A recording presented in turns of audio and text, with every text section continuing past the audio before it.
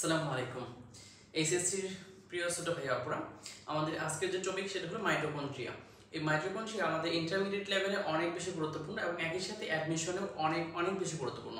অ্যাডমিশনে এখান থেকে অনেক এমসিকিউ আসে। আমরা এই টপিকটা আজ এমনভাবে পড়বো, আমরা এই টপিকটা এমনভাবে বুঝবো যেন আমাদের মুখস্থ না করতে হয়।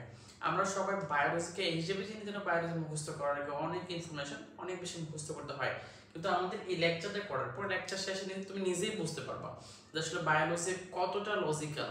ওকে, বায়োলজি তেমন বেশি মুখস্থ করা লাগবে না, জাস্ট অল্প কিছু ইনফরমেশন আমাদের মুখস্থ করা লাগবে, আর বাকি সবকিছু আমরা ধারাবাহিকভাবে মনে রাখবো, ঘটনাগুলো জাস্ট মনে রাখার চেষ্টা করবো। এমনিতেই মনে থাকবে যদি প্রপার একটা তুমি লেকচার ভালোভাবে করতে পারো, কোনো ভালো টিচারের ভালো একটা গোছানো লেকচার যদি করতে পারো, তাহলে দেখবে একেবারে একটা ঘটনা জাস্ট মনে হলে, নামটা মনে হলে, হেডিংটা মনে হলে তুমি বাকি ইনফরমেশনগুলো বলে দিতে পারতেছো, আইডিয়া করে ফেলতে পারতেছো। আর এমসিকিউ বাছাই করা সবচেয়ে ইজি হবে ইনশাআল্লাহ। ওকে, তাহলে চলো শুরু করি আমাদের অতি জনপ্রিয় টপিক মাইটোকন্ড্রিয়া। আমরা 9-10 পড়ে আসছি, ইভেন ক্লাস 8 এ পড়ে আসছি, আমরা ইন্টারমিডিয়েটে পড়বো, এখন একটু বেশি পড়া লাগবে।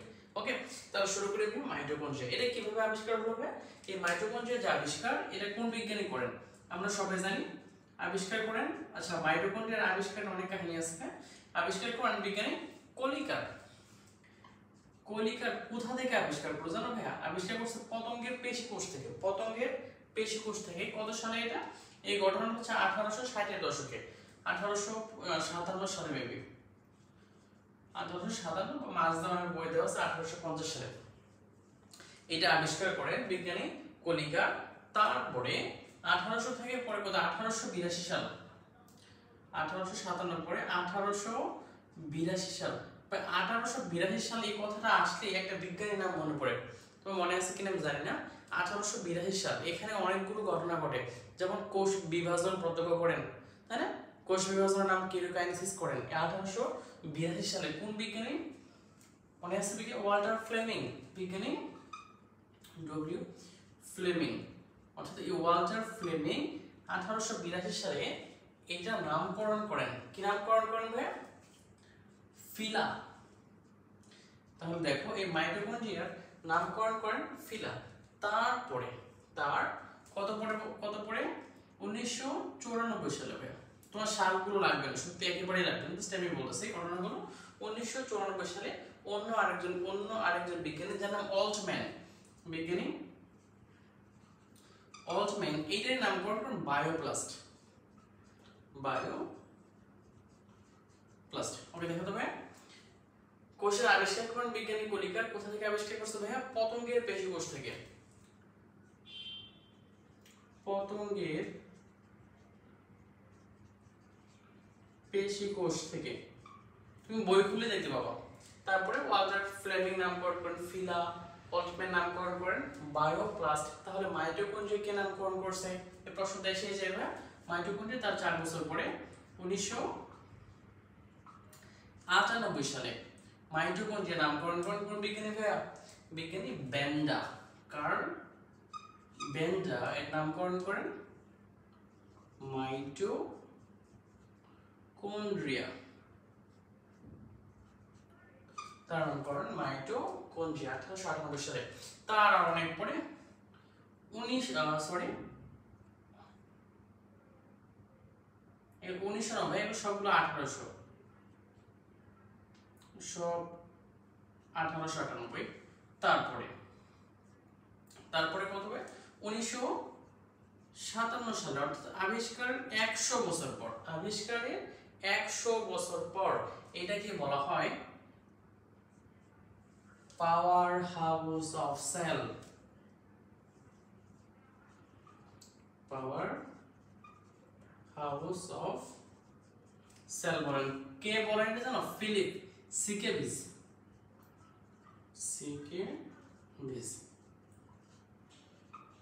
ফিলিপ সিকেভিস এটাকে বলেন। আচ্ছা, ফিলিপটা কেটে দিই, জাস্ট সিকেভিসটা থাকুক। এই ফিলিপ সিকেভিস 1957 সালে, 100 বছর পরে, আবিষ্কারের 100 বছর পরে এর নামকরণ করেন পাওয়ার হাউস অফ সেল বা কোষের শক্তি ঘর বলা হয়, কোষের শক্তি ঘর। তাহলে দেখো তোমার এখানে সবকিছু মনে রাখা লাগবে না ভাই, মাত্র দুইটা নাম মনে রাখবো আমরা এখানে। একটা হচ্ছে বিজ্ঞানী কলিকার, ইনি আবিষ্কার করেন আর মাইটোকন্ড্রিয়া নামকরণ করেন বিজ্ঞানী কার্ল বেন্ডা। জাস্ট দুইটা নাম আমাদের মনে রাখা লাগবে, কোনো সাল পড়ার দরকার নাই, জাস্ট দুইটা নাম। আবিষ্কার করেন কোন বিজ্ঞানী? আবিষ্কার করেন কলিকার। নামকরণ করেন কে? বিজ্ঞানী কার্ল বেন্ডা। ঠিক আছে, বাকি কিচ্ছু জানা দরকার নেই, তোমার আগ্রহ থাকতে পারে জাস্ট এই জন্য কথাগুলো বলা। ওকে, আমাদের আবিষ্কার হয়ে গেল। এখন তুমি দেখো ভাই, এই যে মাইটোকন্ড্রিয়াটা, এই মাইটোকন্ড্রিয়াটা কিভাবে সৃষ্টি হতে পারে বা কিভাবে সৃষ্টি হয়, একটা কোষে আসে কি করে, বা কোষের শুরুর দিকে অনেকটা থিওরি আছে, আমরা একটু পরে দেখবো, শেষের দিকে দেখবো এন্ডোসিম্বায়োসিস। যাই হোক, এই মাইটোকন্ড্রিয়া তোমার বিভাজিত হতে পারে, সব বিভাজিত হতে পারে। অর্থাৎ আমাদের কোষ যখন বিভাজন হয়, কোষের সাথে সাথে সকল অঙ্গাণু বিভাজিত হয়ে দুইটা কোষে প্রবেশ করে। ইভেন এই মাইটোকন্ড্রিয়া একটা কোষের ভিতর থেকেও নিজেই আলাদা আলাদা রেপ্লিকেট করতে পারে, নিজের সংখ্যা বৃদ্ধি করতে পারে। অর্থাৎ একটা মাইটোকন্ড্রিয়া থেকে দুইটা মাইটোকন্ড্রিয়া হয়ে যেতে পারে।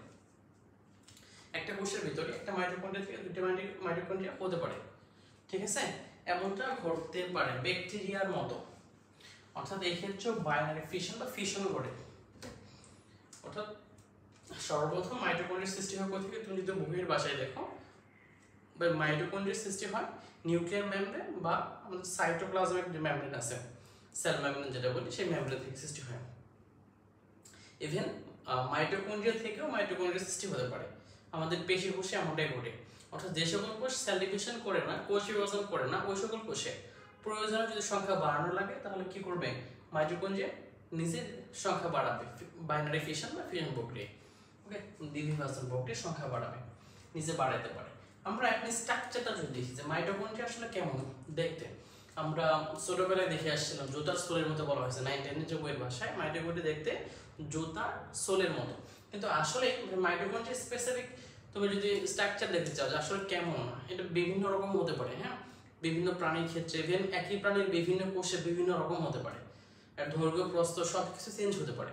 এটা খুব ভেরিয়েবল একটা অর্গানেল, খুবই ভেরিয়েবল। তারপরে আমরা স্বাভাবিকভাবে ধরে নিই 9, 10 পরে আসছে, অনেক ক্ষেত্রে, অনেক বেশি ক্ষেত্রে এমনটা দেখা যায় জুতার সোলের মতো।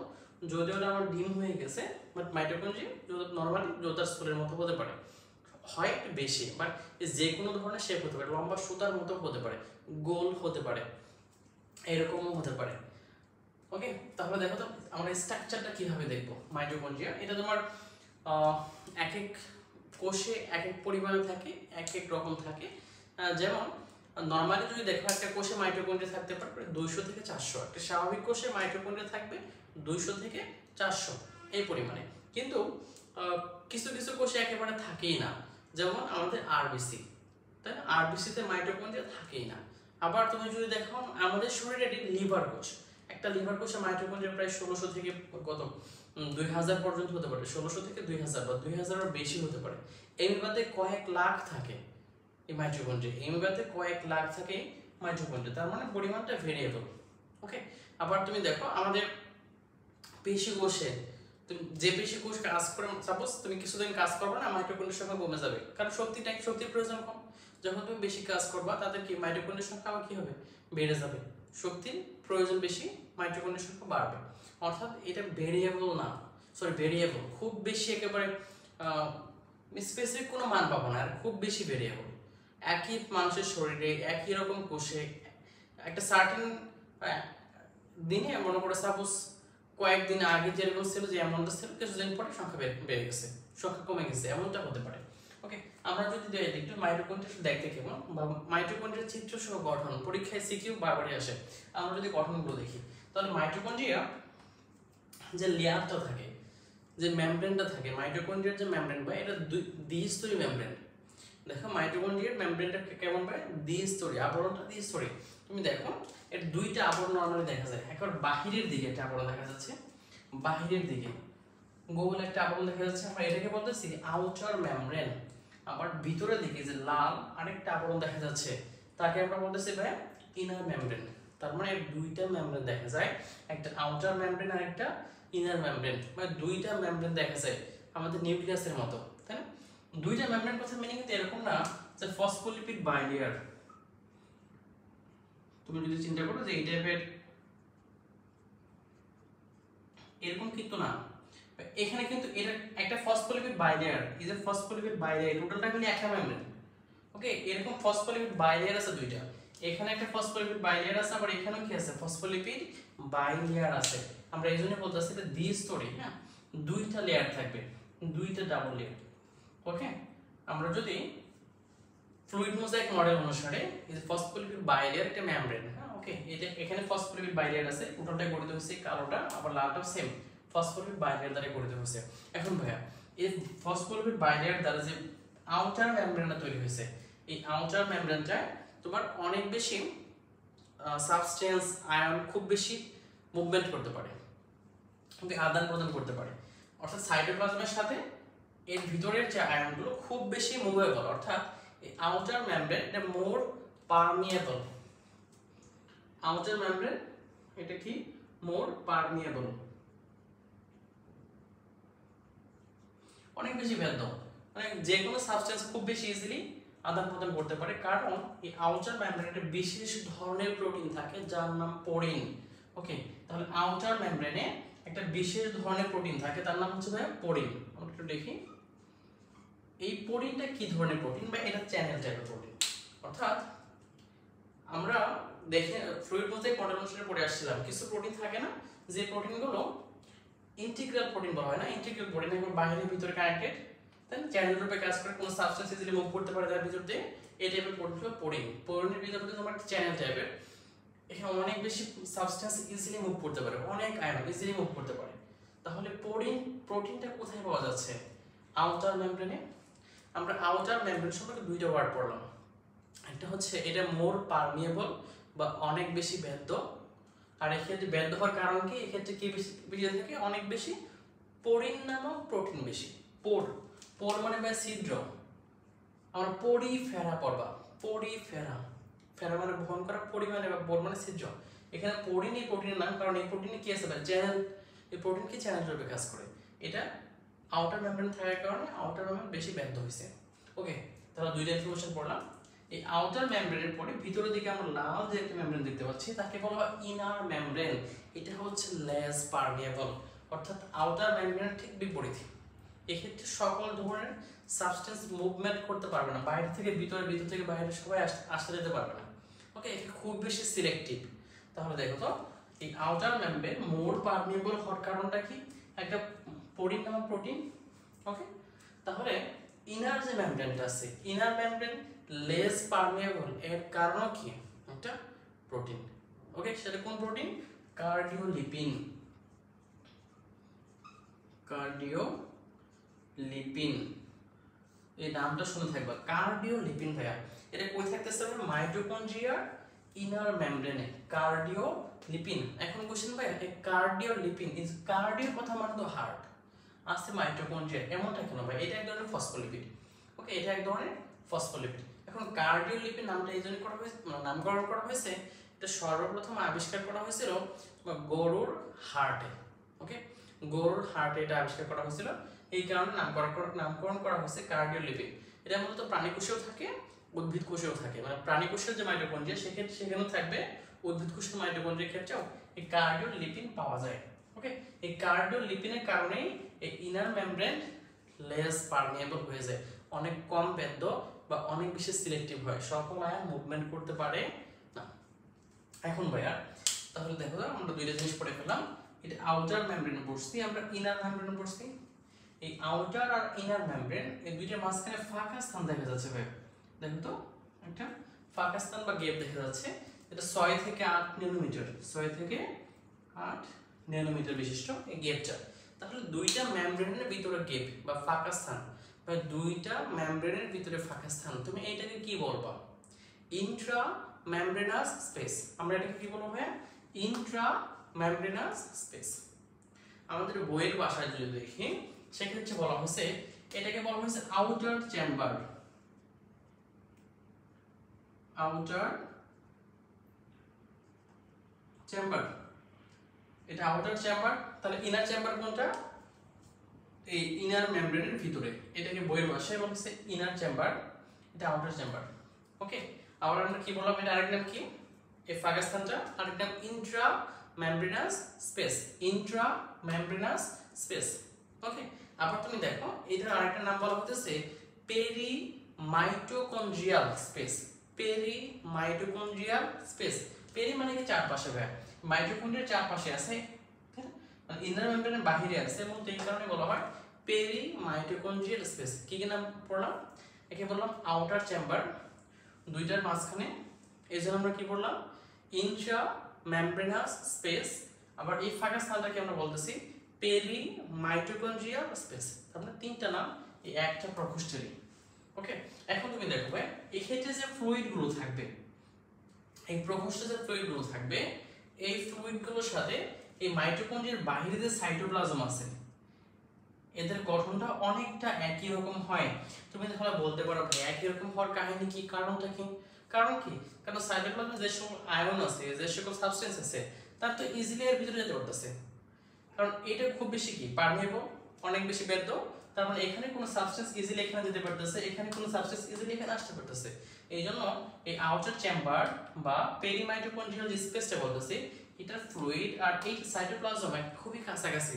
জাস্ট একটা বেসিক ডিফারেন্স আছে, সেটা হচ্ছে এই ক্ষেত্রে অনেক বেশি পরিমাণে H+ বা প্রোটন থাকে, অনেক বেশি পরিমাণে কি থাকবে, প্রোটন থাকে। কেন প্রোটন বেশি থাকে আমরা একটু পরে বুঝতে পারবো, আমরা যখন ফাংশন আলোচনা করব তখনই বুঝতে পারবো এখানে প্রোটিন কেন বেশি থাকে। সরি প্রোটিন না, প্রোটন বা H+ আয়ন এটা বেশি থাকে। তাহলে দেখো আমরা এখন পর্যন্ত কি কি পড়ে আসলাম। আউটার মেমব্রেন মোর পারমিয়েবল, অনেক বেশি ভেদ্য, কারণ কি এখানে কি থাকে, পোরিন নামক প্রোটিন, যেটা ইজিলি কোনো সাবস্টেন্স মুভ করতে হেল্প করে। ইনার মেমব্রেন এটা খুব কম ভেদ্য, কারণ ইনার মেমব্রেনে কি থাকে, কার্ডিওলিপিন। এই কার্ডিওলিপিন ইনার মেমব্রেনে কি করে দেয়, লেস সিলেক্টিভ, মানে মোর সিলেক্টিভ করে দেয়, লেস পারমিয়েবল করে। কারণ সিলেক্টিভ মানে কি, এখানে অল্প কিছু আয়ন মুভমেন্ট করতে পারবে। ওকে, কারণ কোনটার কারণে, কার্ডিওলিপিন এর কারণে। কার্ডিওলিপিন নামকরণ কেন করা হয়েছে, সর্বপ্রথম আবিষ্কার করছে গরুর হার্ট, ঠিক আছে ভাই। তারপর আসে এই দুইটা মেমব্রেনের মাঝখানে যে ফাঁকা স্থান, সেটাকে কি বললাম আমরা, Intra membranous space. Intra membranous space দৈর্ঘ্য পুরুত্ব, সরি ফাঁকা স্থানের মানে দুইটা মেমব্রেনের দূরত্ব কত, 6 থেকে 8 ন্যানোমিটার, 6 থেকে 8 ন্যানোমিটার। ওকে ওকে, এই ক্ষেত্রে H+টা বেশি থাকে, বেশ আর কিছু করা দরকার নেই। তারপরে আমরা আর কিছু গঠন দেখবো। দেখুন তিনটা জিনিস পাইছি কেবল, আউটার মেমব্রেন পাইছি, ইনার মেমব্রেন পাইছি, ইন্টার মেমব্রেনাস স্পেস পাইছি। এই ইন্টার মেমব্রেনাস স্পেস তিনটা নাম বলছিলাম আমরা, ইন্ট্রা মেমব্রেনাস স্পেস, আর একটা কি বললাম, পেরিমাইটোকন্ড্রিয়াল স্পেস, আর একটা আউটার চেম্বার। তারপরে দেখো এই আমাদের যে অংশটা আছে, এই যে ইনার মেমব্রেনটা আছে, এই ইনার মেমব্রেনটার আমরা কিছুক্ষণ পর পর দেখি, অল্প একটু পর পর দেখো, এখান থেকে যার হঠাৎ করে এখানে এই যে ফোল্ড দেখা যায়, ইনার ফোল্ড ভিতরের দিকে, অর্থাৎ ভেজাইনেশন যেটা বলি আমরা, ভিতরের দিকে হঠাৎ ভাঁজ হয়ে গেছে, আঙুলের মতো ভাঁজ হয়ে গেছে হঠাৎ করে, দেখো এমনটা হয়ে গেছে। এই সংখ্যাটা অনেক বেশি। আমরা এই ভাঁজগুলোকে, আঙুলের মতো এই ভাঁজগুলোকে বলি ক্রিস্টি। তাহলে যে অংশগুলো আমরা দেখতে পাচ্ছি, এই অংশগুলো, এটার নাম কি, ক্রিস্টি। ওকে, এই অংশগুলোর নাম হচ্ছে ক্রিস্টি। তাহলে ক্রিস্টি মূলত কি আসে, ক্রিস্টি হচ্ছে এই ইনার মেমব্রেনটার ভিতরের দিকে ভাঁজ সৃষ্টি করতেছে ক্রিস্টি। তাহলে কেন ক্রিস্টি সৃষ্টি হয়, কারণ কি দেখতে হয়, ক্রিস্টি যত বেশি সৃষ্টি হবে এটার আয়তন তত কি হবে, সারফেস এরিয়াটা বেশি হবে। তুমি দেখো তো এই কালোটা, এই উড়ালটা ঘুরে আসছে, কভার করে আসছে, যতটুকু দৈর্ঘ্য বা যতটুকু সে দূরত্ব অতিক্রম করে, তুমি এই পয়েন্ট থেকে এই পয়েন্টে ঘুরে আসবা, যতটুকু দূরত্ব অতিক্রম করবা তুমি এই সেম পয়েন্ট থেকে, দেখো এই কালো পয়েন্টটা থেকে ঘুরে ঘুরে যদি তুমি এখানে আসো, তাহলে দূরত্ব কি অনেক বেশি অতিক্রম করবে না, তার মানে সারফেস এরিয়াটা অনেক বাড়ানো হয়। ইনার মেমব্রেনে তোমার এটিপি তৈরি হয়, শক্তি তৈরি হয় ইনার মেমব্রেনে, আর এই জায়গাটা যত বেশি হবে তত বেশি কি হবে, শক্তি তৈরি হবে। ওকে, এই কারণে ইনার মেমব্রেনে এত বেশি ফোল্ড থাকে সারফেস এরিয়া বাড়ানোর জন্য, আর আমরা এই ফোল্ডগুলো কি বলি, ক্রিস্টি বলি। এই আউটার মেমব্রেনের যে সারফেস এরিয়া, এইটার চাইতে ইনার মেমব্রেনের সারফেস এরিয়া প্রায় 5 গুণ পর্যন্ত বেশি হয়, প্রায় 5 গুণ পর্যন্ত বেশি হয়। এবং অনেক কোষের ক্ষেত্রে, মানে যে কোষ বেশি শক্তি দরকার, যে কোষ বেশি অ্যাক্টিভ থাকে, ওই কোষগুলোর ক্ষেত্রে তোমার এই ক্রিস্টিগুলো অনেক বেশি বেশি হবে, ক্রিস্টিগুলো অনেক বেশি হয়। আচ্ছা, আমরা এখানে আছি। তাহলে দেখো এই ভিতরের যে অংশগুলো ফোল্ড করে আছে আঙুলের মতো, তাদেরকে আমরা বলতেছি ক্রিস্টি। মানে তুমি একটা জায়গা লক্ষ্য করো, এই অংশগুলোতে, এই ক্রিস্টিগুলোতে সবুজ সবুজ কিছু লেগে আছে, দেখো এখানে, এখানে আমরা এগুলোকে বলি ইটিসি, ইটিসি বা ইটিএস। ইলেকট্রন ট্রান্সপোর্ট চেইন বা ইলেকট্রন ট্রান্সপোর্ট সিস্টেম। আমরা এটা এখানে একটু বড় করে দেখাবো একটু পরে। ইটিসি, তাহলে এইটা হলো ইটিসি বা ইটিএস। এগুলো মূলত হলো প্রোটিন, এক ধরনের প্রোটিন কমপ্লেক্স আর কি। তাহলে দেখো তো ইটিসি বা ইটিএসও থাকে এখানে। এদের কাজ কি করা, এখানে এটিপি তৈরি হবে, এখানে ইলেকট্রন ট্রান্সপোর্ট ঘটে, এটিপি তৈরি হয়, আমরা একটু পরে বর্ণনা করব। তারপরে আমরা এখানে কি দেখতে পাই, দেখো তো ইটিএস এর ভিতরে এই যে ফাঁকা স্থানটা আছে না, এই সম্পূর্ণ যে ফাঁকা স্থানটা আমরা যেটা ইনার চেম্বার বলতেছি, একেবারে সম্পূর্ণ ফাঁকা স্থান, যাকে বলে ম্যাট্রিক্স বলা হয়। ম্যাট্রিক্স, এইটাকে বলা হয় ম্যাট্রিক্স। ইনার চেম্বার যেটা, তাকে বলতেছি ম্যাট্রিক্স। ওকে, এই ম্যাট্রিক্সে কি কি থাকে ভাই? ম্যাট্রিক্সে থাকবে, দেখো এখানে ভাই ছোট্ট ডিএনএ। এখানে কি আছে আমার? ডিএনএ আছে ভাই, ডিএনএ। এখন তুমি বলো তো এই ডিএনএটা কেমন দেখা যাচ্ছে? Circular DNA. ডিএনএটা কেমন ভাই? সার্কুলার, বৃত্তাকার ডিএনএ। এটা তোমার ডিপ্লয়েড, কিন্তু ডিপ্লয়েড বলতে আমরা বলেছে ডাবল লেয়ার, ডুপ্লেক্স, কিন্তু কি এটা তোমার বৃত্তাকার। আমাদের নরমাল কোষে মাইটোকন্ড্রিয়ার বাইরে যে কোষের যে নিউক্লিয়াসে যে ডিএনএটা থাকে সেটা লিনিয়ার ডিএনএ, এরকম সুতার মতো, তাই না? দ্বিসূত্রক এরকম। কিন্তু এই ক্ষেত্রেও এটা দ্বিসূত্রক, এইটাও দ্বিসূত্রক, কিন্তু এটা কেমন? এরকম বৃত্তাকার। ওকে, এটার ভিতরে বেসিক ডিফারেন্সটা হচ্ছে এখানে তুমি দুইটা ইন্ডি পাবা। দেখো এখানে একটা ইন্ডি পাওয়া যাচ্ছে, এখানে একটা ইন্ডি পাওয়া যাচ্ছে, কিন্তু এই ক্ষেত্রে কোনো ইন্ডি পাবা না। এই ক্ষেত্রে তুমি কোথাও ইন্ডি পাবা না, কোনো প্রান্ত নাই, গোলাকার। তাহলে এই ক্ষেত্রে আমরা একটা ডিএনএ পাচ্ছি। এই ডিএনএটা আসলে কি টাইপের ডিএনএ? আমরা মাইটোকন্ড্রিয়াল যে ডিএনএ আছে, মাইটোকন্ড্রিয়াল যে ডিএনএটা, এই ডিএনএটা কেমন, বৈশিষ্ট্যটা কেমন?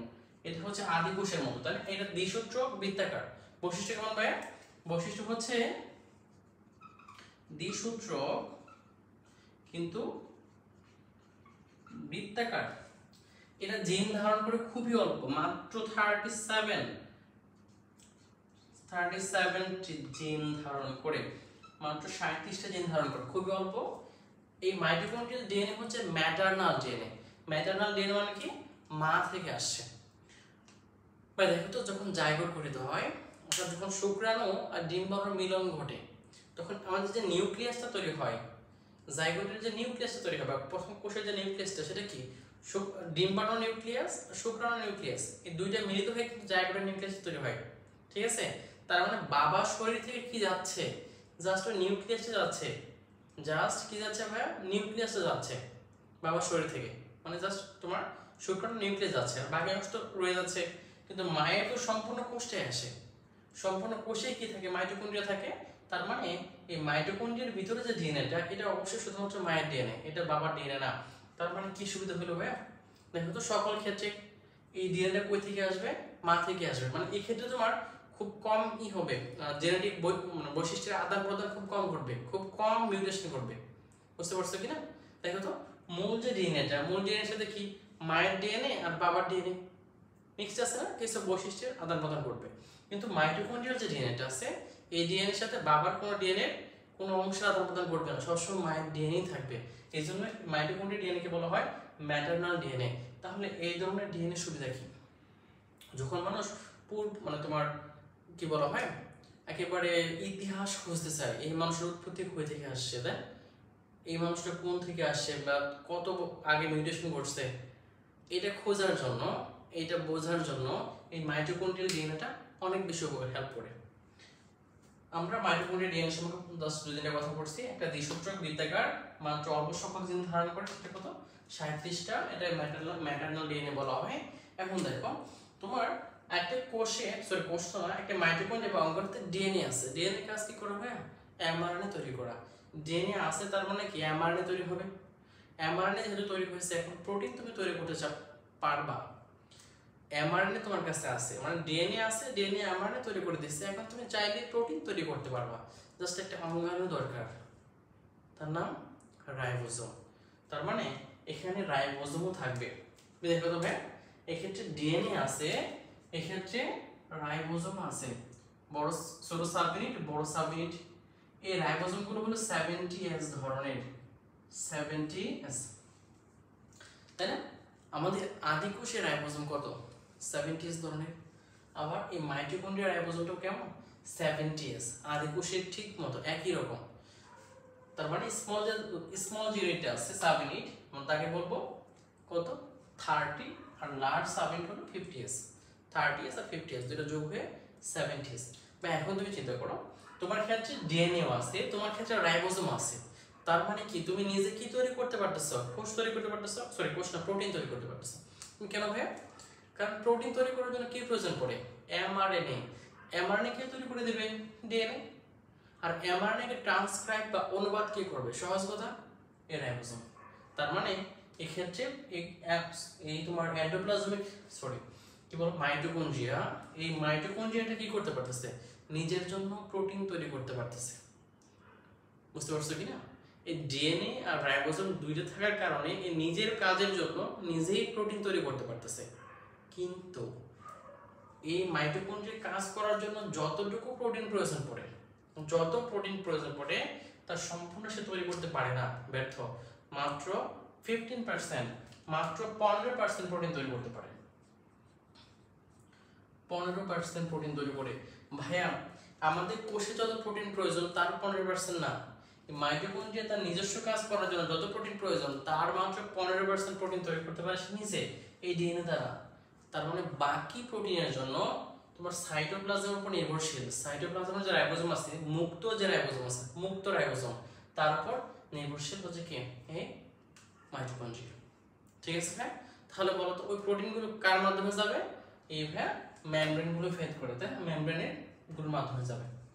ওকে, তাহলে আমরা এখানে স্ট্রাকচারটা জাস্ট একটু শেষ করলাম। কি কি পড়ছে বলো তো ভাই? আউটার মেমব্রেন থাকবে। আউটার মেমব্রেন অনেক বেশি বেদ্য বা মোর পারমিয়েবল, কারণ একটা প্রোটিন থাকে, নাম কি ভাইয়া? Porin. Inner membrane less permeable, সবকিছু এর ভিতরে আসা যাওয়া করতে পারে না, কারণ এটা প্রোটিন। তার নাম কি? কার্ডিওলিপিন। নাম কার্ডিওলিপিন কেন? কারণ সর্বপ্রথম আবিষ্কার করা হয়েছে কোথায়? পাওয়া গেছে কোথায়? গরুর হাড়ে, এই জন্য নাম এটা। এই দুইটা মেমব্রেনের মাঝখানে ফাঁকা স্থান, তার নাম ইন্ট্রা মেমব্রেনাস স্পেস, যার দৈর্ঘ্য কত? 6 থেকে 8 ন্যানোমিটার। এই ইনার মেমব্রেন গুলো কিছুক্ষণ পর পর মাঝে মাঝে কি হচ্ছে? ফোল্ড করছে, ভিতর থেকে ভাঁজ সৃষ্টি করছে, আঙুলের মতো ভাঁজ সৃষ্টি করে আছে, যাকে বলা ক্রিস্টি। এই ইনার মেমব্রেনে অনেকগুলো প্রোটিন কমপ্লেক্স থাকে যেগুলো এটিপি তৈরিতে সাহায্য করে, যাকে বলা হয় ইটিসি বা ইটিএস। ওকে, আবার এই ইটিএস এর সাইডে আমরা দেখব এটিপি সিনথেসিস থাকে, একটু পরে পড়বো এটা।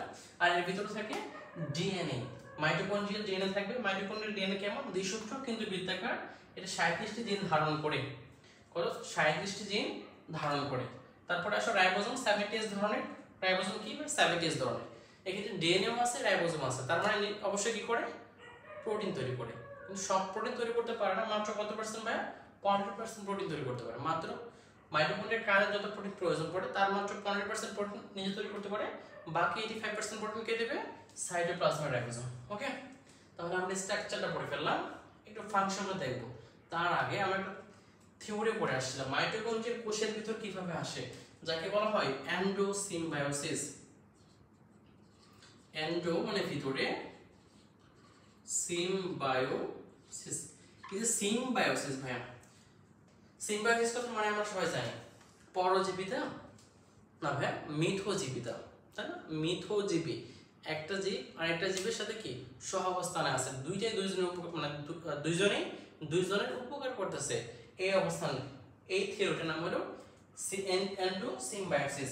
বিজ্ঞানীদের ধারণা অনুসারে এই তোমার মাইটোকন্ড্রিয়া যেটা, এটা একসময় কি ছিল জানো?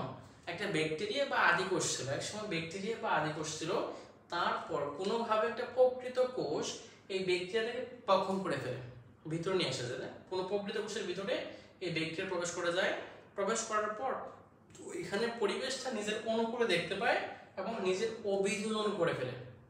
এই ব্যাকটেরিয়া সেখানে থেকে যায়, আর বের হয়ে আসে না।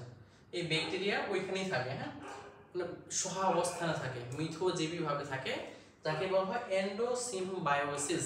এন্ডোসিম্বায়োসিস কেন এমনটা ধারণা করছে? কি কি বৈশিষ্ট্য আছে যেটা ব্যাকটেরিয়া আর মাইটোকন্ড্রিয়ার সাথে খুব বেশি মিলে যায়? এমন স্পেসিফিক কিছু বৈশিষ্ট্য আছে, আমরা যদি একটু দেখি কষ্ট করে। যেমন ব্যাকটেরিয়ার যে ডিএনএ সেটা কি বৃত্তাকার ডিএনএ, দ্বিসূত্রক ডিএনএ।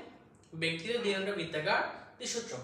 ওকে, তারপর তুমি দেখো ওই ব্যাকটেরিয়াতেও অনেক ব্যাকটেরিয়ার ক্ষেত্রে এই পোরিন, কার্বোলিপিন, এই দুটো প্রোটিন অনেক ব্যাকটেরিয়ার ক্ষেত্রে আছে, অনেক আদিকোষে দেখা যায়। তারপর তুমি আসো ব্যাকটেরিয়ার যে রাইবোজোম সেটা কি 70s রাইবোজোম। মাইটোকন্ড্রিয়ার রাইবোজোম কত ভাইয়া 70 ধরনের। তারপর তুমি এখানে আসো ব্যাকটেরিয়াও যখন শক্তি উৎপন্ন করে, তাই না, ব্যাকটেরিয়া যে এটিপি তৈরি হয় কোথায় হয়, ব্যাকটেরিয়ার শ্বসন বা রেসপিরেশন কোথায় হচ্ছে, ব্যাকটেরিয়া কোথায় হয় মেমব্রেন হচ্ছে, এইটার inner membrane same inner membrane হচ্ছে। তারপর দেখো ব্যাকটেরিয়ার ক্ষেত্রেও এইরকম একটা গঠন দেখা যায়। তুমি যখন ব্যাকটেরিয়া স্ট্রাকচার যখন পড়ো, ব্যাকটেরিয়ার ক্ষেত্রে আমরা এমন একটা স্ট্রাকচার সময় দেখি না, দেখো তো এই যে প্লাজমা মেমব্রেনটা যখন ভিতরের দিকে ভাঁজ হয়ে যায়, আমরা যেটাকে বলতাম মেসোজোম, যারা ব্যাকটেরিয়া পড়ে আসছে, তার মানে ব্যাকটেরিয়ার ক্ষেত্রে এরকম মেসোজোম তৈরি হয়, যেটা আমরা মাইটোকন্ড্রিয়া বলতেছিলাম কি ক্রিস্টি। তার মানে এই স্ট্রাকচারটা ব্যাকটেরিয়া হয় মূলত এই কয়েকটা কারণে,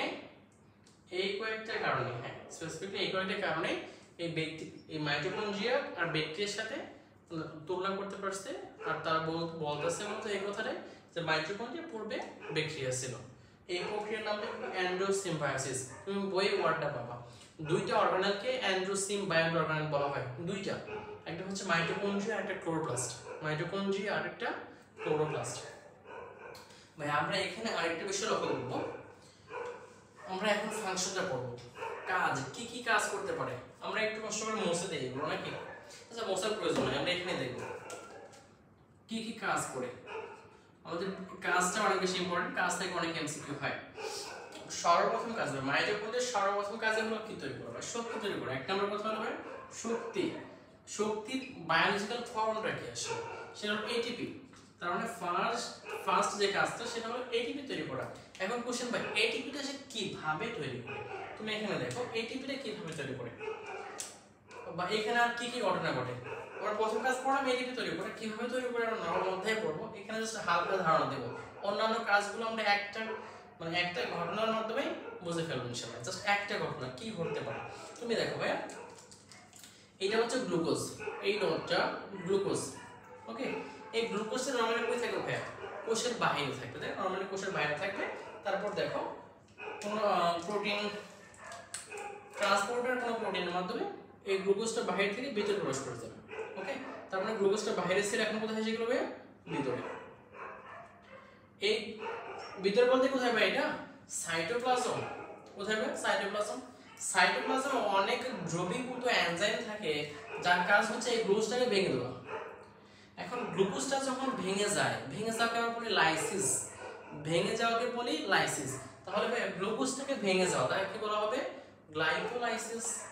এর নাম সহজ গ্লাইকোলাইসিস।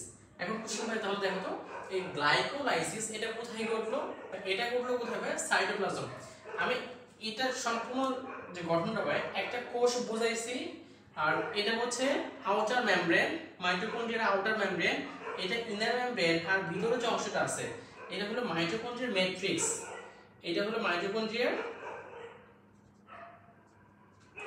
ম্যাট্রিক্স। ওকে ভাই, একেবারে এই ভিতর অংশটা হচ্ছে এটা ইনার মেমব্রেন, এটা হচ্ছে আউটার মেমব্রেন, মাঝখানে ইন্টারমেমব্রেনাস স্পেস, এটা সাইটোপ্লাজম। ওকে, তাহলে গ্লুকোজ যখন সাইটোপ্লাজমে প্রবেশ করে তখন আমরা জানি সাইটোপ্লাজমের যে দ্রবীভূত এনজাইমগুলো আছে সেগুলো কি করে গ্লুকোজকে ভেঙে দেয়। গ্লুকোজকে ভাঙার প্রক্রিয়ার নাম গ্লাইকোলাইসিস, প্রক্রিয়ার নাম হচ্ছে গ্লাইকোলাইসিস। ওকে, প্রক্রিয়ার নাম গ্লাইকোলাইসিস। কিন্তু গ্লুকোজ থেকে যে প্রোডাক্টটা তৈরি হয় গ্লুকোজকে ভাঙার ফলে বা গ্লাইকোলাইসিস করার ফলে যে এন্ড প্রোডাক্টটা তৈরি হয় সবশেষে সেটা হলো পাইরুভেট। সেটা হলো কি পাইরুভেট। ওকে, গ্লুকোজ ভেঙে তুমি কি পাইলা ভাই পাইরুভেট পাইলা। এই বিক্রিয়ার নাম কি বলা হয়েছে, এই বিক্রিয়ার নাম বলা হয়েছে গ্লাইকোলাইসিস। একটু ভিন্ন কালিতে দেখি, এইটার নাম হলো গ্লাইকোলাইসিস। ঠিক আছে, এখন বলবো গ্লাইকোলাইসিস কোথায় ঘটে, সাইটোপ্লাজমে ঘটে। কি তৈরি করে সেটা পাইরুভেট তৈরি করে। তার মানে এই পাইরুভেটটা এখন কি করবে, এই যে পাইরুভেটটা আছে পাইরুভেটটা এই ট্রান্সপোর্টারের মাধ্যমে কোথায় চলে আসবে তোমার ভিতরে চলে আসবে। ভিতরে কোথায়? ইন্ট্রা মেমব্রেনাস স্পেস, এই ক্ষেত্রে চলে আসবে না, দুইটা মেমব্রেনের মাঝখানে চলে আসবে। মাঝখানে চলে দেখো ইজিলি কোনো সাবস্টেন্স, তো ইজিলি কোনো সাবস্টেন্স কিন্তু বাইরে থেকে মানে এই মেমব্রেনের বাইরে থেকে ভিতরে প্রবেশ করতে পারে না, তার জন্য ট্রান্সপোর্টারের প্রয়োজন পড়ে। আর এই আউটার মেমব্রেনে যে ট্রান্সপোর্টারটা কাজ করে সেটা হলো তোমার ট্রান্সলোকোজ ট্রান্সপোর্টার। ট্রান্সলোকোজ একে বলা হয়, তোমার জানার দরকার নেই, ট্রান্সলোকোজ ফর আউটার মেমব্রেন বা টোম বলা হয়। হ্যাঁ, টোম, ট্রান্সলোকোজ ফর আউটার মেমব্রেন। ওকে, তাহলে বাইরে থেকে ভিতরে আসলো এই পাইরুভেটটা, তারপরে এই আউটার তারপরে এই অংশ থেকে কোষের ভিতরে চলে আসবে। তার মানে দেখো পাইরুভেট এখন কোথায় চলে আসছে? এইখানে পাইরুভেট। এইখানে বলতে কোথায়? এটা পায় মাইটোকন্ড্রিয়াল ম্যাট্রিক্সে। মাইটোকন্ড্রিয়াল ম্যাট্রিক্সে পাইরুভেট আসার পর পাইরুভেটে আবার কি হয়? অনেকগুলো রাসায়নিক বিক্রিয়া ঘটে, ফলে পাইরুভেট থেকে আরেকটা প্রোডাক্ট তৈরি হয়, সেটা হলো অ্যাসিটাইল কোএ।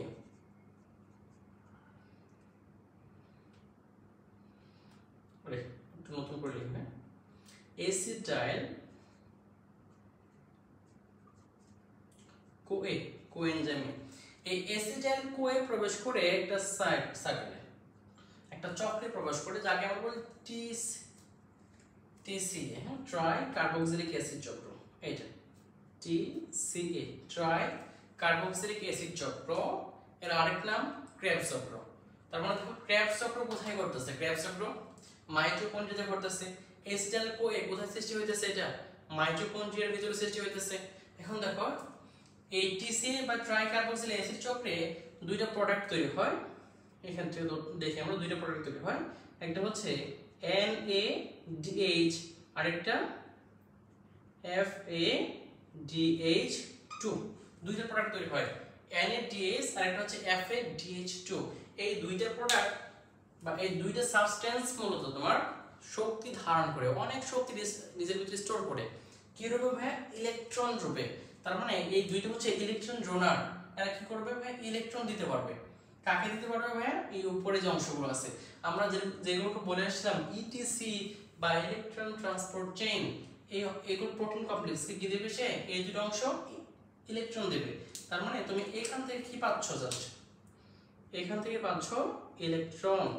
এই ইলেকট্রনটা কি কোথায় দিচ্ছ? ইলেকট্রনটা দিচ্ছ তুমি এখান থেকে এই ইটিসি তে, প্রথম ফার্স্ট কমপ্লেক্সে দিচ্ছ। এটা first complex, second complex, third, fourth complex. Okay, যখন এখান থেকে তুমি এই ইলেকট্রনটা যখন তুমি এখানে দেবা ভাই, ইলেকট্রন যখন আসে তখন এই কমপ্লেক্সগুলো চার্জড হয়ে যায়। ইলেকট্রন কি নেগেটিভ চার্জ গ্রহণ করে না ভাই? ইলেকট্রন যখন আসবে কমপ্লেক্সগুলো বা এই প্রোটিনগুলোতে, তখন ইলেকট্রন কি হয়ে যাবে? এই প্রোটিনগুলো চার্জড হয়ে যাবে। যখন সে চার্জড হয়, সে পাম্প করা শুরু করে। কি করবে? সে পাম্প করবে। এই ভিতরে যত H+ ছিল, এই H+ গুলো কোথায় কি করতে হবে? সে পাম্প করে এখানে নিয়ে আসবে। অর্থাৎ এর কাজ হচ্ছে H+ পাম্প করা। দেখো তো এই FADH2 আর NADH এরা ইলেকট্রন যখনই এই ইটিসির কাছে দেবে, ইটিসির কাজ হচ্ছে এখান থেকে হাইড্রোজেন পাম্প করবে। নিজের হাইড্রোজেন কোথায় নিয়ে আসবে? উপরে এই মেমব্রেনে, সরি ইন্ট্রামেমব্রেন স্পেসে, এই স্পেসে নিয়ে আসবে। দেখো তো এখানে ইলেকট্রন আসছে, এ আবার এটাকে দেবে, এটাকে দেবে, এটা এভাবে। এখন সবাই কাজ করে পাম্প করবে 1 3 4, 2 নম্বর পাম্প করে না, ওর মধ্যে দেখাবো আর কি। এর মাঝখানে তোমার কোএনজাইম থাকে, পরে সাইটোক্রোম সি থাকে। হ্যাঁ, এই যে দুইটার উপরে থাকে কোএনজাইম, কি কোএনজাইম কিউ থাকবে, সাইটোক্রোম সি থাকবে। আমরা নবম অধ্যায়ে বিস্তারিত আলোচনা করব। এখানে জাস্ট এই বিষয়টা দেখি। এখানে এই যে ইলেকট্রনটা, আমরা একটু চাই সেন্টারে থাক, এখানে যে ইলেকট্রনটা আছে, ইলেকট্রন যখনই তোমার ইটিসি তে আসবে, ইটিসি অ্যাক্টিভ হয়ে যাবে। আর কাজ কি করবে? সে প্রোটন পাম্প করবে, প্রোটন বা H+ পাম্প করবে। তাহলে এটার কাজ 3 নম্বরের কাজ কি করা? H+। এই 4 নম্বরের কাজ কি করা ভাইয়া? H+। তাহলে তুমি দেখো তো একটা বিষয়, যখন ইলেকট্রন এর ভিতরে মুভ হচ্ছে, যখন ট্রান্সপোর্ট হচ্ছে, ট্রান্সফার যখন হচ্ছে, ইলেকট্রনটা যখন ট্রান্সফার হচ্ছে, তখন আর কি কাজ করতেছে? প্রোটন পাম্প করতেছে। তার মানে এক সময় বলতে কি দেখবা, এখানে তোমার প্রোটনগুলো কম থাকবে, কমে যাবে, এখানে প্রোটন বা পজিটিভ চার্জ বেড়ে যাবে। দেখো এখানে positive charge day by day কি কমতেছে, কিন্তু এখানে কি হইতেছে? বাড়তেছে। আমি কিন্তু শুরুতে বলে আসছিলাম ভাইয়া যে ইন্টারমেমব্রেন স্পেসে এখানে অনেক বেশি কি থাকে? প্রোটন থাকে। তাহলে দেখো একটা ঘটনা, এখানে যখন যখন পজিটিভ চার্জ বাড়তেছে, এখানে যখন কমতেছে, তার মানে একটা কি তৈরি হইতেছে, গ্রেডিয়েন্ট তৈরি হইতেছে। এখানে এদের চার্জ বেশি, এদের চার্জ কম, অর্থাৎ উপর থেকে নিচের দিকে একটা কি থাকবে, উপর বলতে কি স্পেস থেকে ম্যাট্রিক্সের দিকে একটা প্রেসার কাজ করবে, তাই না, একটা চাপ ক্রিয়েট থাকবে, ভোল্টেজ থাকবে। এখানে ভোল্টেজ বেশি না, এখানে কম, তার মানে একটা ধাক্কা সব সময় কাজ করতে থাকবে। এখন এই ধাক্কাটা এখানে তো কাজ করতে পারে না, কারণ কোথায়, কিছুক্ষণ পরে, অর্থাৎ যখন ইটিসি বা ইলেকট্রন ট্রান্সপোর্ট চেইন যখন শেষ হয়েছে তার একটু পরে কি হবে, এইখানে তো এস প্লাসটা বেশি, এস প্লাস তো এখানে অনেক বেশি, প্রোটন অনেক বেশি, এই প্রোটনগুলো কি করবে, ভিতর দিকে প্রবেশ করার চেষ্টা করবে না, কিন্তু কার মাধ্যমে প্রবেশ করে জানো, এইখানে এই যে ছোট একটা দেখো তো ট্রান্সপোর্টার আছে, আমরা জানো ট্রান্সপোর্টার প্রোটিন, এই ছোট প্রোটিনটাকে বলা হয় এটিপি সিনথেসিস, আসলে এটিপি সিনথেসিস, বই দেখো ভাই, এই ছোট প্রোটিনের নাম হলো এটিপি সিনথেসিস। এখন দেখো এখানে যখন উচ্চ তোমার H+ আর প্রোটন এখানে কম, তার উপরের প্রোটনগুলো এই এটিপি সিনথেসিসের মাধ্যমে কি করবে, নিচে প্রবেশ করবে, সজোরে খুব ধাক্কা দিয়ে তারা কি করবে, নিচে প্রবেশ করবে। উপরে চাপ বেশি, নিচে চাপ কম, তাহলে কি করবে, উপর থেকে সাবস্টেন্সগুলো নিচে আসবে। তুমি চিন্তা করো, উপরে পানি বেশি, নিচে পানি কম, উপরে পানির প্রেসার বেশি, নিচে পানির প্রেসার কম, পানি যখন ধাক্কা দিয়ে নিচে আসবে, তার ভিতরে যদি কিছু একটা থাকে, ঘুরতে পারে, টারবাইন টাইপের কিছু, টারবাইন, তাহলে কি হয়, পানি নিচে নামার সময় পানির ফোর্স দ্বারা কি হবে, টারবাইন ঘুরবে, ফলে বিদ্যুৎ তৈরি হবে, তাই না। এমনটা জলবিদ্যুৎ কেন্দ্র এমন ভাবেই তো হয়, যে পানির যে ফোর্সটা আছে সেটাকে কাজে লাগে, তারা কি টারবাইন ঘোরায়, আর টারবাইন ঘোরানোর কারণে কি তৈরি হয়, বিদ্যুৎ তৈরি হয়। তুমি এই ক্ষেত্রে দেখো ভাই, এই ক্ষেত্রে টারবাইন তো নাই, কিন্তু এই এটিপি সিনথেসিস আছে, একটা ট্রান্সপোর্টার, যার ভিতর দিয়ে যখন এই H+টা প্রবেশ করতে থাকে, আমি যদি একটু বড় করে দেখাই, এটা এখানে থাকে H+, এটা প্রবেশ করতে যাবে নিচের দিকে, দেখো এই অংশটাতে যেখান দিয়ে প্রবেশ করবে, সাপোজ এটা হচ্ছে চ্যানেল প্রবেশ করার জন্য, এখানে এই ট্রান্সপোর্টার নাম হলো এটিপি সিনথেসিস, এটা হলো এটিপি সিনথেসিস,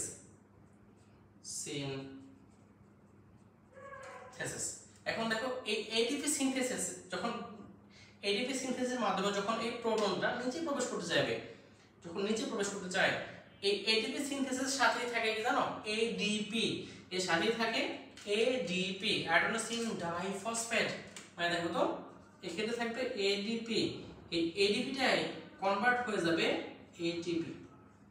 বাট এডিপি হচ্ছে এমন একটা মলিকিউল যার এনার্জি কম, লো এনার্জি মলিকিউল, যে মলিকিউলের কি কম ভাইয়া, এনার্জি কম। তাহলে এই লো মলিকিউল থেকে হাই মলিকিউলে যখন যাবে, একটা মলিকিউল যখন তোমার কি কয়, লো মলিকিউল থেকে হাই মলিকিউল, মানে লো এনার্জি মলিকিউল থেকে হাই এনার্জি মলিকিউলে যখন ট্রান্সফার হবে, তখন কি এনার্জি গ্রহণ করবে না, তো এনার্জি গ্রহণ করা লাগবে। তুমি যদি একটা বিষয় এভাবে চিন্তা করো, বন্ধন, এক্ষেত্রে আচ্ছা বন্ধন ভাঙা করা নিয়ে একটু কঠিন হয়ে যাবে তোমাদের বুঝতে, আমরা এক্ষেত্রে দেখাই, একটা মলিকিউল যার শক্তি কম, এখান থেকে এটিপি হয়ে যাচ্ছে যার শক্তি বেশি, তার মানে কি এখানে শক্তি কিছু দেওয়া লাগবে, এই কিছু শক্তি গ্রহণ করবে, তাই না। এই শক্তি কই থেকে গ্রহণ করবে, সে গ্রহণ করার মাধ্যমটা কি, সেটা হচ্ছে এই প্রোটনের প্রেসারটা। যখনই এখানে প্রোটন অনেক বেশি হয়ে যাচ্ছে, প্রোটন যখন সজোরে এই এটিপি সিনথেসিস এই প্রোটিনের মাধ্যমে এই ম্যাট্রিক্সে প্রবেশ করতেছে, তখন এই প্রেসারটা, এই শক্তিটা কাজে লাগে কি করতেছে, এই এডিপি হয়ে যাচ্ছে, এই এডিপি হইতেছে কি এটিপি, এডিপি থেকে এটিপি হচ্ছে। আর আমরা জানি এটিপি কে বলা হয় জৈব মুদ্রা বা বায়োলজিক্যাল কয়েন। ওকে, দেখো এখানে কি হচ্ছে, এই এটিপি হচ্ছে, আমরা এটা কি বলতেছি শক্তি, এটা কি বলতেছে কি জৈব মুদ্রা। তাহলে শুধুমাত্র এই পরিবর্তনটুকু, শুধুমাত্র এটিপি সিনথেসিসে এই H+ এর প্রেসার কাজে লাগে, যে এটিপি তৈরি করবে হচ্ছে এটিপি সিনথেসিস, এই প্রোটিনটা H+ এর প্রেসার কাজে লাগে এটিপি তৈরি করতেছে, এই প্রক্রিয়াটাকে বলা হচ্ছে তোমার কেমিওসমোসিস প্রক্রিয়া। এটার নাম জাস্ট এইটুকু নামে কি কেমিওসমোসিস। আবার তুমি যদি দেখো এখানে কি ঘটনা ঘটতেছিল, electron transport chain, electron transport হইতেছে, তাই না, ইলেকট্রন ট্রান্সপোর্ট হওয়া আর এখানে এডিপি তৈরি হওয়া, এই দুইটা প্রক্রিয়া, মানে ইলেকট্রন ট্রান্সপোর্ট চেইন বা electron transport system plus chemiosmosis, এই দুইটা প্রক্রিয়াকে একত্রে বলা হয় oxidative phosphorylation, oxidative phosphorylation. Phosphorylation মানে কি? ফসফেট যুক্ত হওয়া।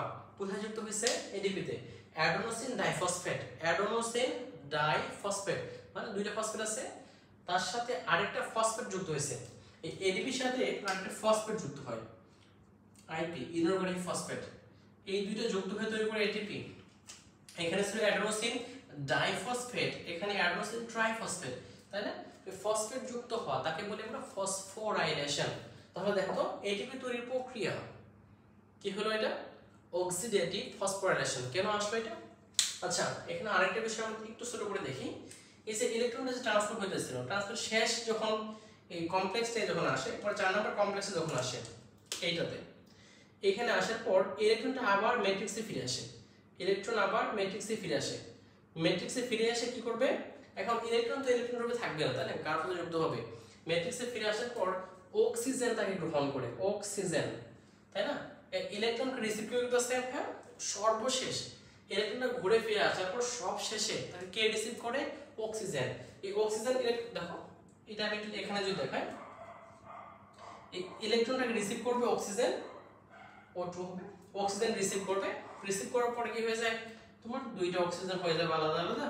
এখানে তার প্রোটন যুক্ত হবে, নেগেটিভ চার্জ তো, ফলে পজিটিভ চার্জ আসবে, প্রোটন যুক্ত হবে, ফলে পানিতে পরিণত হয়ে যাবে। প্রত্যেক অক্সিজেন দুই হলো পানিতে পরিণত হয়। যাই হোক, আমরা এখানে আরেকটা বিষয় লক্ষ্য করলাম, সেটা হচ্ছে ইলেকট্রনের সর্বশেষ যে গ্রহীতা, ইলেকট্রনের সর্বশেষ যে গ্রহীতা সেটাকে, সেটা হচ্ছে অক্সিজেন। সেটা হচ্ছে কি? অক্সিজেন। ওকে ভাইয়া, আমরা এখানে একটু বেশি কমপ্লেক্স করে ফেলছি। আমরা আবার একটু দেখব পুরো প্রক্রিয়াটা, আরেকবার আমরা বর্ণনা বা রিভিশন দেব। তার আগে আমরা এখানে একটু আসি। তাহলে দেখো, ইলেকট্রন তৈরির প্রক্রিয়া আমরা দুইটা জিনিস পাইলাম। একটা হলো কেমিওসমোসিস। কোন যোগ? Just ADP synthesis. এই এস প্লাস এর ফোর্সটা কাজে লাগে এটিপি তৈরি করছে, তাকে বলতেছে কেমিওসমোসিস। আর ইলেকট্রন ট্রান্সপোর্ট চেইন প্লাস কেমিওসমোসিস দুটোকে একত্রে বলতেছে অক্সিডেটিভ ফসফোরাইলেশন। এখন আমরা যদি এখানে দেখি, তাহলে শ্বসনের যে প্রাথমিক পর্যায়ে গ্লুকোজ ভাঙা, গ্লুকোজ ভেঙে পাইরুভেট তৈরি করা, যাকে আমরা বলতেছি গ্লাইকোলাইসিস। এই গ্লাইকোলাইসিস কোথায় হচ্ছে? সাইটোপ্লাজমে। গ্লাইকোলাইসিস হচ্ছে কোথায় ভাই? সাইটোপ্লাজমে। গ্লাইকোলাইসিস হওয়ার পরে এই পাইরুভেটটাকে অ্যাসিটাইল কোয়ে কনভার্ট করতে কোথায়?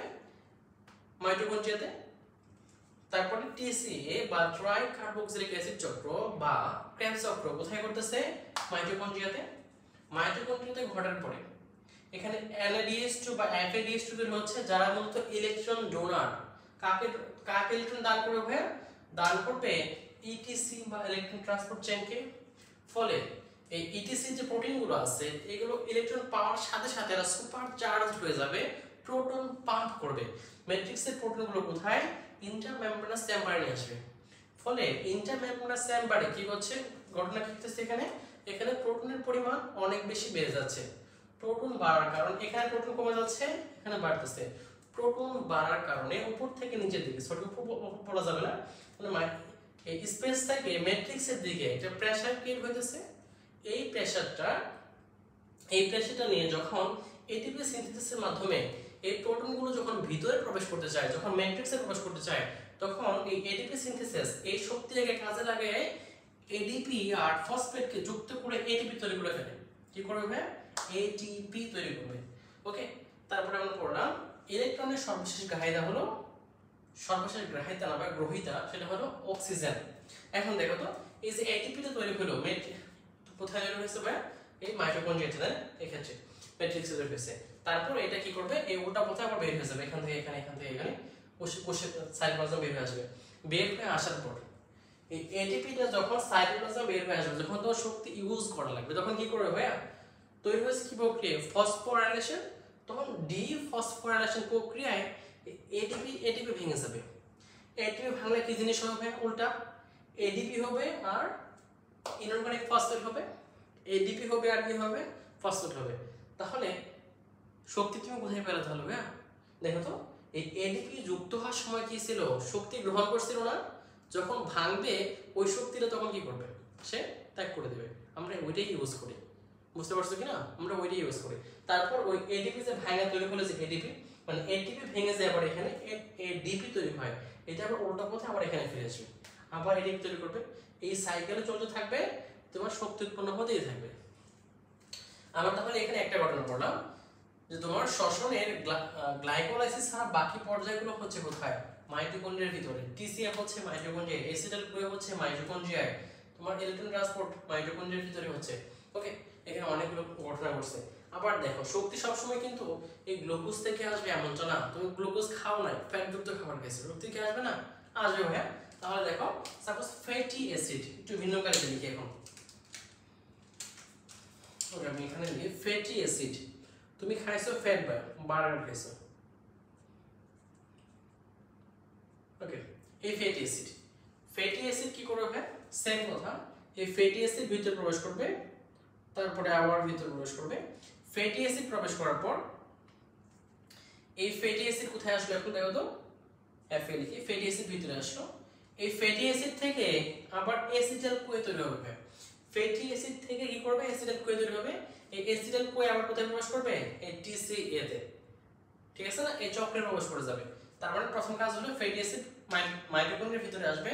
এই ফ্যাটি অ্যাসিডটা কি তৈরি হবে? অ্যাসিটাইল কোয়ে তৈরি হবে।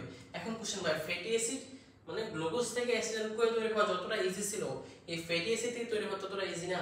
এটা ভিন্ন একটা প্রসেস, এর নাম হচ্ছে beta oxidation. Beta oxidation. Okay, তাহলে দেখো তো বিটা অক্সিডেশন ঘটে কোথায়? সেটা ঘটবে কোথায়? এই মাইটোকন্ড্রিয়াতে। বিটা অক্সিডেশন জিনিসটা আসলে কি? ফ্যাটি অ্যাসিড থেকে অ্যাসিটাইল কোয়ে তৈরির প্রক্রিয়া, তার নাম হচ্ছে বিটা অক্সিডেশন। ওকে, এই কথাটা তোমাদের বইয়ে বলা হয়েছে। ফ্যাটি অ্যাসিড একটা লিপিড না, ফ্যাট না? তার মাইটোকন্ড্রিয়ার কাজের ক্ষেত্রে বলা হয়েছে এই লিপিড বা ফ্যাটের বিপাক নিয়ন্ত্রণ করে। বিপাক কথা মানে মেটাবলিজম, মানে বিক্রিয়া। ওকে, তাহলে দেখো তো বইয়ের ভাষায় ফ্যাটি অ্যাসিড বা লিপিড বা ফ্যাট তুমি যাই বলো, সেটার বিপাক নিয়ন্ত্রণ করা মূলত প্রক্রিয়ার নামটা কি? সেটা হলো beta oxidation, specifically beta oxidation. এটা পড়বো আমরা নবম অধ্যায়ে, ডিটেইলসে পড়বো ইনশাআল্লাহ। এর সবগুলোই পড়বো এখানে ডিটেইলস। এখানে আরো অনেকগুলো ঘটনা ঘটে। এখানে অ্যামিনো অ্যাসিড আসবে। অ্যামিনো অ্যাসিড যখন আসবে, অ্যামিনো অ্যাসিড থেকে আবার যখন ইন প্রোডাক্ট তৈরি হবে, তার ভিতরে অ্যামিনো অ্যাসিড থেকে অ্যামোনিয়া তৈরি হয়ে যায়, NH3 অ্যামোনিয়া। মনে করো এর ভিতরে তোমার অ্যামিনো অ্যাসিড আসবে, অ্যামিনো অ্যাসিড, তাই না? ভিতরে যখন আসবে, এই ক্ষেত্রে আসবে, মনে করো এই প্রক্রিয়া যখন করতে থাকবে, মাঝখানে অ্যামোনিয়া তৈরি হয়ে যায়, NH3। আরে তুমি বুঝতে পারতেছো কিনা আমি জানি না। দেখো এখানে যদি না বুঝতে পারো সমস্যা নেই, কল্পনার কথা মনে রাখলে হবে। এই অ্যামোনিয়া তৈরি হয়ে যায়। এই অ্যামোনিয়া আমাদের শরীরের জন্য খুবই ক্ষতিকর পদার্থ, খুবই মানে মারাত্মক ক্ষতি করে এই অ্যামোনিয়া, তাই না? তার দেখো এটা মাইটোকন্ড্রিয়ার ভিতরে অ্যামোনিয়া তৈরি হয়ে যাচ্ছে কোথায়? মাইটোকন্ড্রিয়ার ভিতরে। এখন এই অ্যামোনিয়াকে বের করা লাগবে, তাই না? টক্সিক, টক্সিসিটি কমানো লাগবে, যাকে আমরা বলি ডিটক্সিফিকেশন। এখন এই অ্যামোনিয়াকে তার কি করে জানো? এই অ্যামোনিয়াকে আর একটা চক্রে প্রবেশ করে দেয়, তার নাম ইউরিয়া চক্র। কারণ ইউরিয়া চক্রটা মাইটোকন্ড্রিয়ার সাইটোপ্লাজম দুইটা থেকে একত্র হয় আর কি। এই অ্যামোনিয়াকে ইউরিয়া চক্রে প্রবেশ করায় অ্যামোনিয়াকে বানায় ফেলে ইউরিয়া। ফলে এই ইউরিয়া কম টক্সিক হয়, আর এটা তোমার ওয়াটার সলুবল, তাই না? ইউরিয়া তো মধুর সাথে মিশে যায়, পানির সাথে মিশে মধু তৈরি করে ফেলে, বাইরে বেরিয়ে আসে, ঠিক আছে না? এই কাজটা করে তারপরে ডিটক্সিফিকেশন করে, অ্যামোনিয়া ডিটক্সিফিকেশন। তুমি স্পেসিফিকলি বলি যে মাইটোকন্ড্রিয়া কি কাজ করে, খুব বড় করে বলি আর কি, ভিতরে না ঢুকে। প্রথম কথা হইতেছে মাইটোকন্ড্রিয়া শক্তি তৈরি হয়। মাইটোকন্ড্রিয়া শ্বসনের গ্লাইকোলাইসিস ছাড়া, কারণ সাইটোপ্লাজমে ঘটে, এই গ্লাইকোলাইসিস ছাড়া বাকি সকল প্রক্রিয়া করে। সকল প্রক্রিয়া কি ভাইয়া?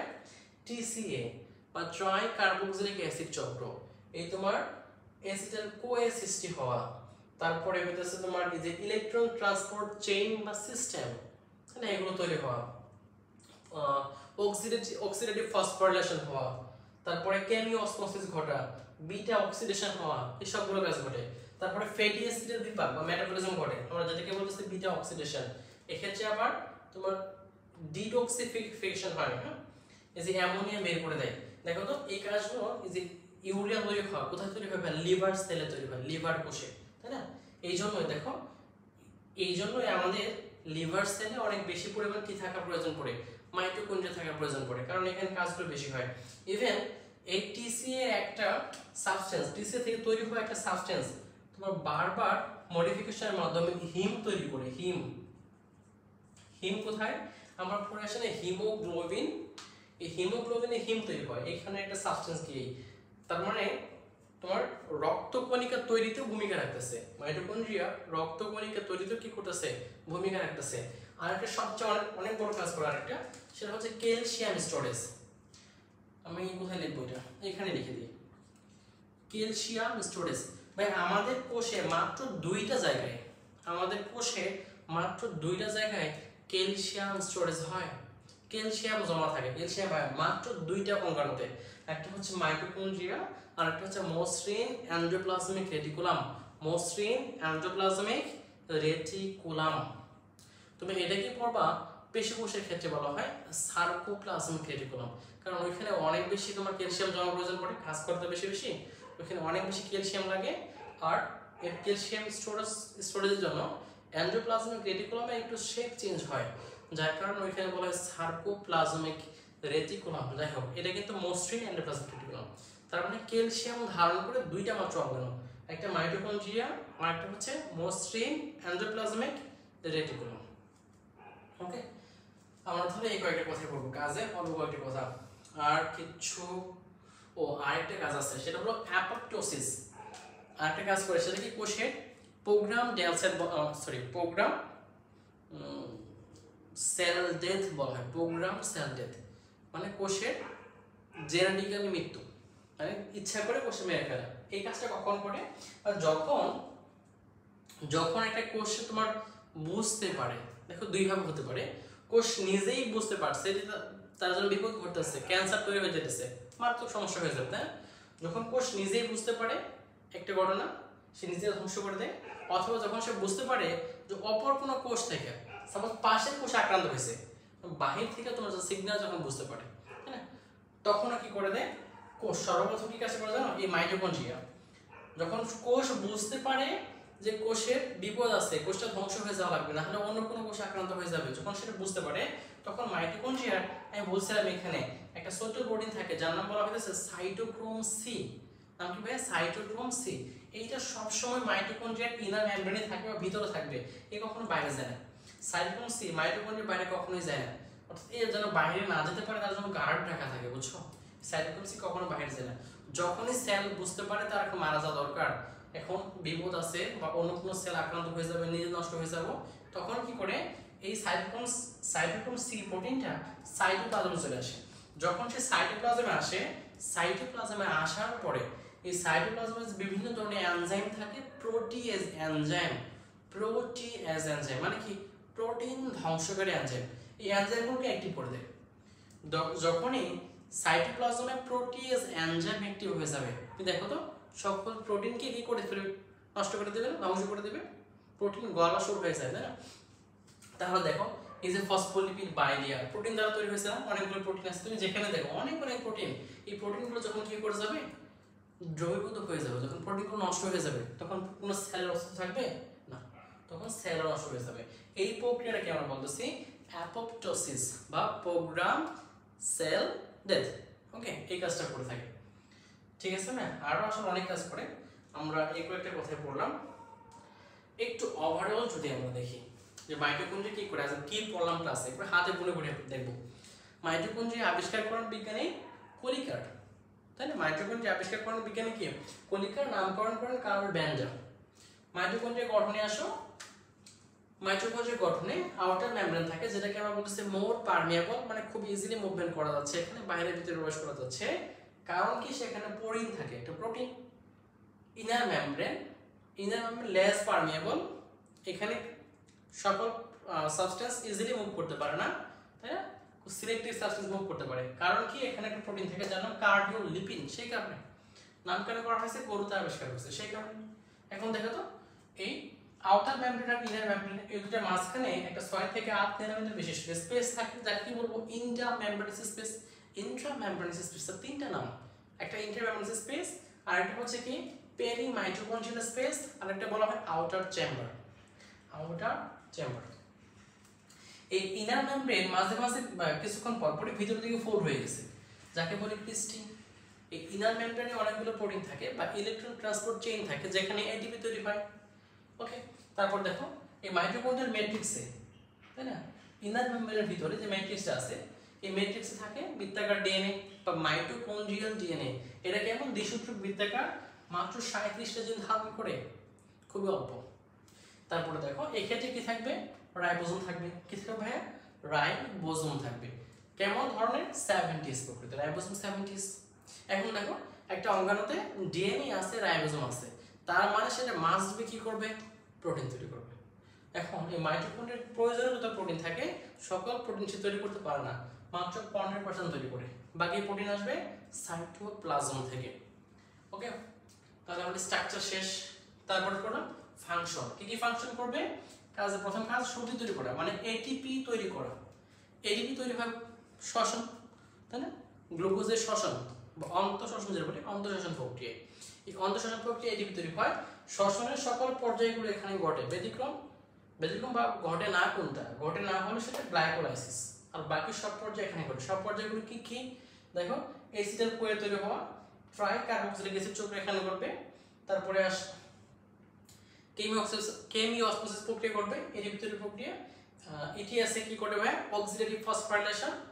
তারপরে দেখো বিটা অক্সিডেশন ঘটবে, এখানে হিম তৈরি হবে। এখানে হিম তৈরি হতে তুমি বলতে পারবো না, কাজে বলা হয়েছে তোমার রক্তকণিকা উৎপাদন বৃদ্ধি করে এই হিম, তাই না। এই হিম থেকে হিমোগ্লোবিন আসবে, হিমোগ্লোবিন থেকে কি হবে, আরবিসি হবে, এই কারণে হবে।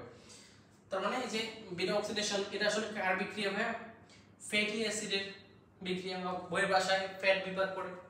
অ্যামিনো অ্যাসিডের মাধ্যমে কি তৈরি হয়, অ্যামোনিয়া তৈরি হয়, এটাকে আবার ইউরিয়া সাইকেলে প্রবেশ করায় দেয়, ফলে শরীর থেকে বের হয়ে যায়। তাহলে এই অ্যামিনো অ্যাসিড এক্ষেত্রে কি বলবো আমরা, যে অ্যামোনিয়া বের করে দেওয়া, ডিটক্সিফিকেশন করে। আমরা বললাম ক্যালসিয়াম কি করে স্টোর করে, এখানে ক্যালসিয়াম স্টোর করবে, অনেক বেশি ক্যালসিয়াম জমা রাখে। আরেকটা কথা বলে আসছি, আমাদের শরীরে বা আমাদের প্রত্যেকটা কোষের মাত্র 2টা অর্গানেল ক্যালসিয়াম জমা রাখতে পারে, একটা মসৃণ এন্ডোপ্লাজমিক রেটিকুলাম আর একটা মাইটোকন্ড্রিয়া। সবশেষ কি বললাম ভাই, অ্যাপোপ্টোসিস। এটা এখানে লিখে দিই এখন, অ্যাপোপ্টোসিস। এটা কি ভাই, এটা কোষের জেনেটিক্যালি নিয়ন্ত্রিত মৃত্যু। কিভাবে করে সেটা, সাইটোক্রোম সি কে মাইটোকন্ড্রিয়ার বাইরে থেকে সাইটোপ্লাজমে নিয়ে আসবে। এক্ষেত্রে নিয়ে আসলে কি ঘটনা করবে, তোমার প্রোটিয়েজ এনজাইমগুলো অ্যাক্টিভ করে দেবে, ফলে প্রোটিয়েজ এনজাইম প্রোটিনগুলোকে কি করে দেবে, ধ্বংস করে দেবে। তার মানে পুরো সেলই ধ্বংস হয়ে গেল। ওকে, জাস্ট এই কয়টা কথা আমি আশা করি বুঝতে পারছো। যদি নাও বুঝতে পারো কমেন্টে জানাও, আমি আরেকটু সহজ করার চেষ্টা করবো। হয়তো এখানে অনেকগুলো কথা আমি এখানে বলবো না, আমি এখানে অনেকগুলো কথা বলার কারণে এখন একটু কষ্ট লাগলেও তোমার নবম অধ্যায় যেটা পড়বো, উদ্ভিদ শারীরতত্ত্ব, অনেক বড় অধ্যায়, অনেক বিক্রিয়া, সেটা অনেক ইজি হয়ে যাবে। জাস্ট এইটুকু যদি মনে রাখতে পারো, এই যে হলো বেসিক বিক্রিয়া। কিন্তু এখানে তো আর অনেক ছোট ছোট ঘটনা ঘটে, আমরা এগুলো এখানে দেখবো।